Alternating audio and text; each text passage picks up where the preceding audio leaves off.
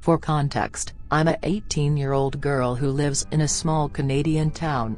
It's really safe here. Like unnaturally safe. I hate when people stereotype Canada as being a perfectly safe place though, because I know it isn't.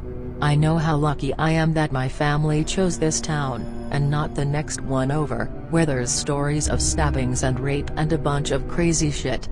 I'm a bit of a daredevil and I hate this place. Everything is so boring, and nothing ever happens.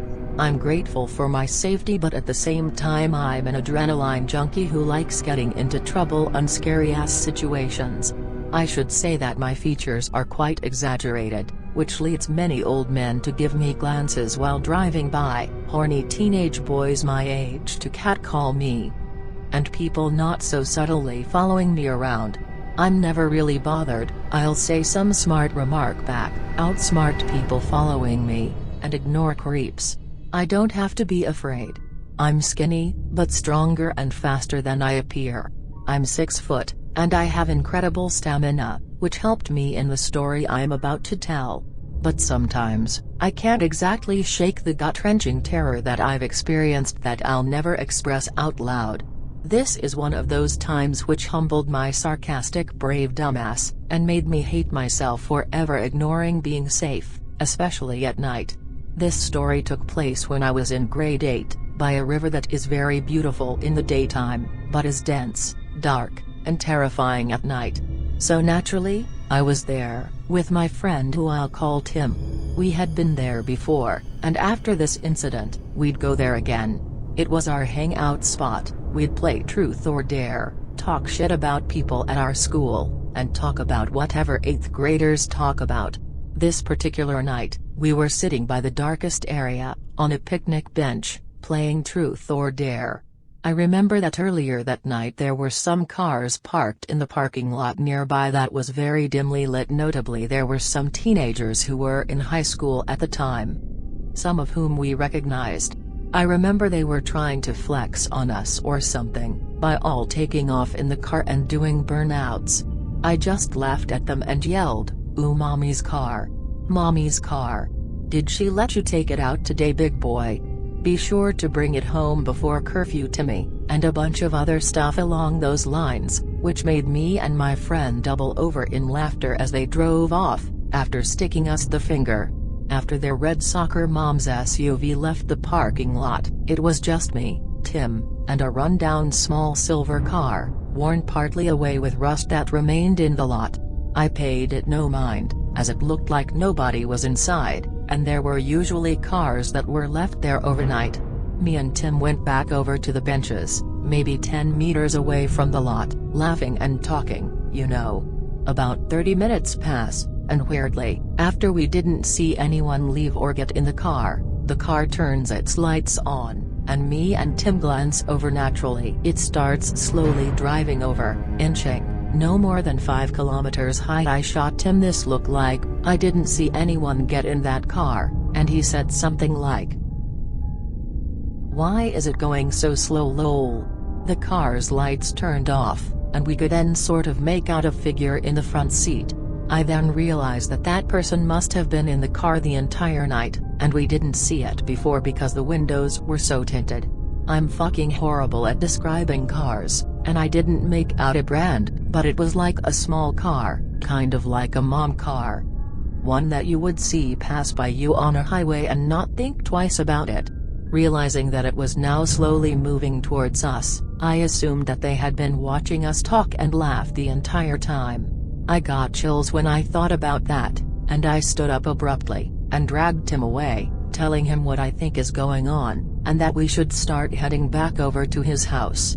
We both glance back, and the guy starts rolling down his window, not too far away from us now, and I can smell the stench of weed and smoke exiting his window, which isn't new, because it's legal over 19. He was a white guy, maybe 26? He looked scrawny and fucking creepy, with nothing but the stubble of a buzz cut on his head. I couldn't make out what he was wearing, but he whispered something that I just couldn't make out, maybe something like "Hey guys," in this creepy fucking voice. The situation was funny to me at the time, so I started laughing as we kept walking away from him, and Tim hit me lightly, indicating that I should shut the fuck up. He was out of the parking lot now, and he had done a U-turn to follow us up the road, as the parking lot led to the docks. He started speeding up as we were further away from him, and started flashing his lights. I realized this was no joke and feared for my fucking life, and I was in fight or flight mode.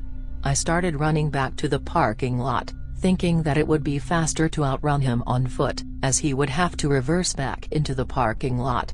He opened his car door, and I thought he was going to follow us, so I changed our path to horizontally, halfway towards the parking lot, and halfway towards the field next to it. Where behind it I knew there was a bank. I think the driver knew what we were doing, so he closed his door and started gunning it on the road. I remember telling Tim, "Run to the bank, they have cameras outside of it, and even if he grabs us, the cameras can ID him." He nodded, in shock of how quickly I had come up with this. And how I immediately went to the worst-case scenario. I read a lot of stories like this on Reddit. I was prepared. In front of the bank, there was an intersection. As we reached the bank, the car was next to it, on the road, slowed down to the same speed as before. We ran for the front of the bank, and he panicked, going through the intersection, and to the right. Me and Tim high-fived, and doubled over, this time from exhaustion. We were not athletes. Me and him laughed it off and joked about the guy. We stupidly started walking back to the same section, thinking he wasn't dumb enough to come back.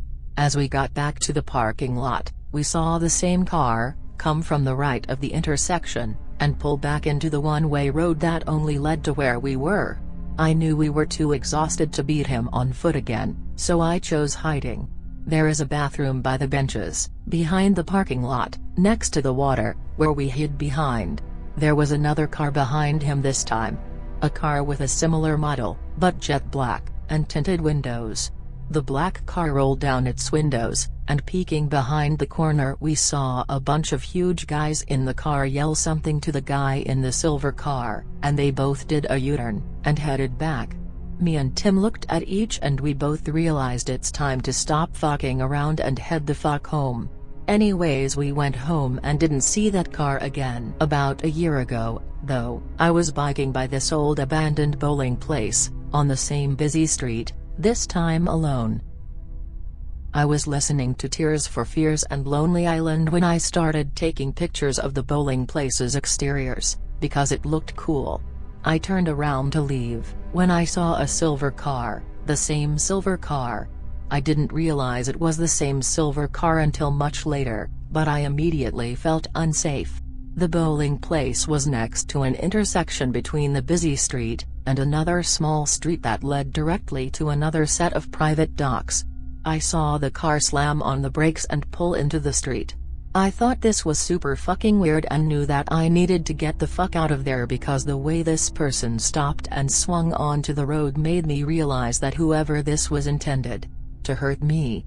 I threw my phone into my tiny backpack, and as I was shoving my headphones into my backpack as well, I glanced up, and just as I thought, he pulled into the first driveway he saw, and pulled back out again to face the street. This was terrifying. I decided to use my bike to my advantage and started going the opposite direction of my house, to the left of the intersection. The car followed suit, and I knew that he could not slow down and catch up with me, because that busy road is technically a highway, and there's a general minimum speed of 40 or so. As soon as he turned to the left, I turned my bike around and gunned it for the right.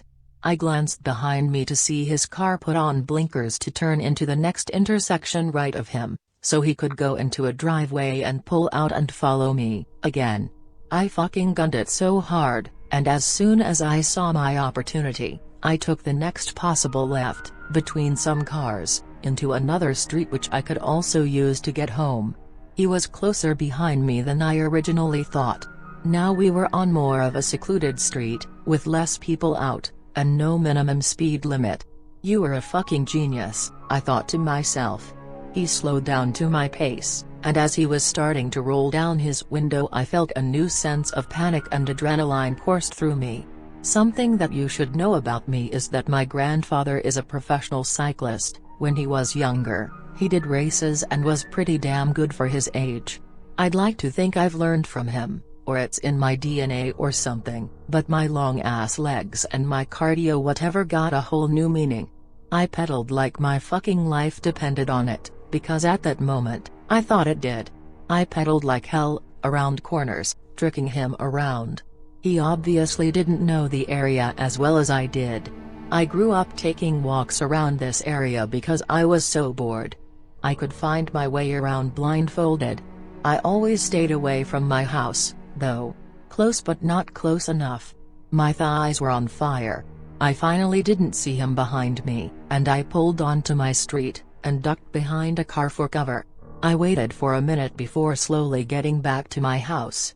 When I got home, I realized that it was the same guy from before, and called Tim and told him what happened. So yeah, I haven't seen him ever since. There's like a very small portion of me that wonders what he wanted, that maybe I was being paranoid, and just needed my help or something. That if I just asked him what he wanted, or let him talk to me, that it wouldn't have been as crazy as I imagined. Or maybe that's my conditioned brain trying to convince me that my town is safe and nothing bad could ever happen. But I don't think so. All I know is that you're never as safe as you think you are. No matter what.